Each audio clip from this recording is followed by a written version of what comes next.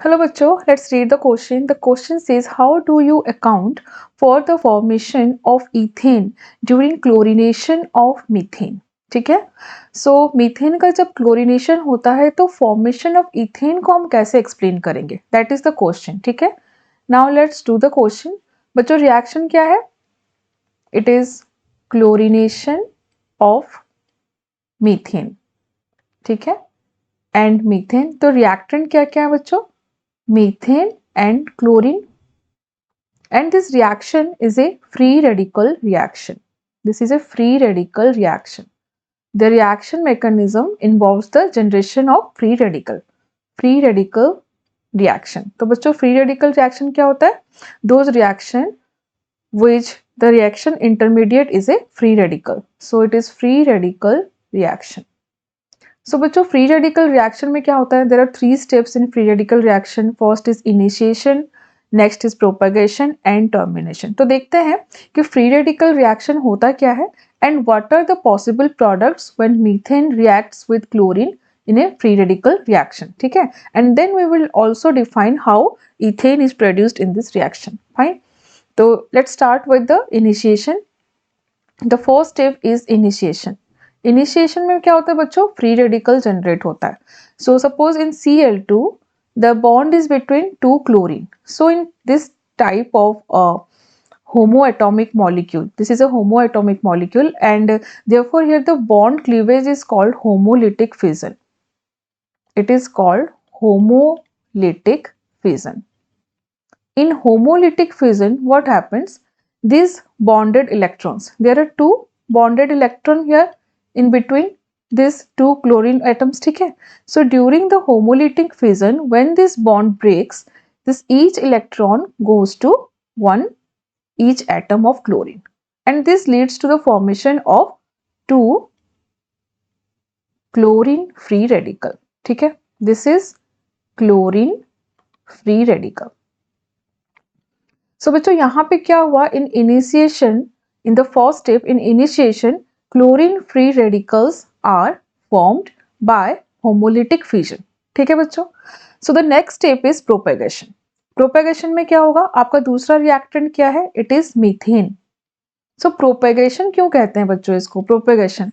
so propagation में methane, तो इस रिएक्शन में मीथेन अपने आप क्लीव नहीं होगा बच्चों, it will not break. उसको एक ट्रिगर चाहिए, है ना, and the trigger is coming from this chloride free radical.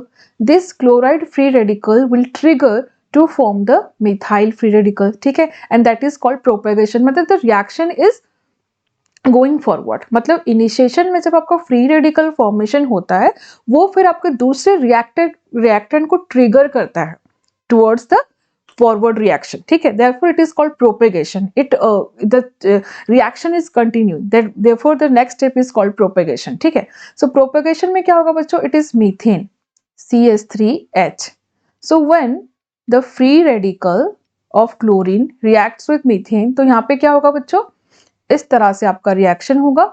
it will, यहाँ पे भी 2 इलेक्ट्रॉन्स है, this bond represents 2 electron. ठीक है, so one hydrogen radical will combine with chlorine radical to form HCl, and this one electron will go to the methyl group to form the methyl radical. यहाँ पे क्या form हो जाएगा? methyl radical form हो जाएगा. ठीक है, this is called methyl radical. so बच्चों यहाँ पे कैसे प्रोपगेशन हुआ आपको समझ में आया? how the propagation took place. now the last step is your termination. Termination में क्या होगा? द मोस्ट पॉसिबल ऑप्शन जहां पे कि आपका रिएक्शन टर्मिनेट होता है. तो बच्चों if you see this 2 step, तो आपके पास कौन कौन से फ्री रेडिकल्स हैं? You have chlorine free radical and methyl free radical. ठीक है, you have chlorine free radical and methyl free radical. तो बच्चों जब एक रिएक्शन होता है तो यहाँ पे जब हम टर्मिनेशन स्टेप में देखेंगे, then one methyl free radical will combine, this will combine, इसको हम इस तरह से रिप्रेजेंट करते हैं to be more representative. this is methyl free radical. when it is combined with a chlorine free radical, it will form methyl chloride. ठीक है, ये क्या फॉर्म करेगा बच्चों? methyl chloride, that is CH3Cl. CH3Cl. This is called methyl chloride. That is the major product of the reaction. ठीक है, methyl chloride. But the reaction will not stop here, क्योंकि आप केमिकल रिएक्शन को control नहीं कर सकते हैं कि यहाँ पे सिर्फ methyl radical will react with the chlorine radical, ऐसा नहीं हो सकता. You can not control. This is one of the possibility. This is one of the possibility, first possibility. What is the second possibility? If the reaction mixture contains chlorine radical and methyl radical, then it may possible that two methyl radical will combine itself. If two methyl radical will combine, तो क्या बनेगा बच्चों? What is the product? It is ethane. It is ethane. ये आपका ethane है कि नहीं है?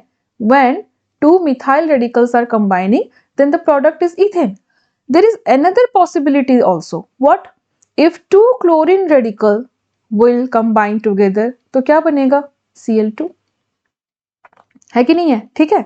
सो बच्चों यहाँ पे जब आपके रिएक्शन में रिएक्शन इंटरमीडिएट फॉर्म होता है तो depending on the stability and reactivity आपका कंपाउंड फॉर्म होता है. वी कैन नॉट से कि if your reaction mixture contain chlorine free radical and methyl free radical तो सिर्फ मिथाइल क्लोराइड ही फॉर्मेशन होगा.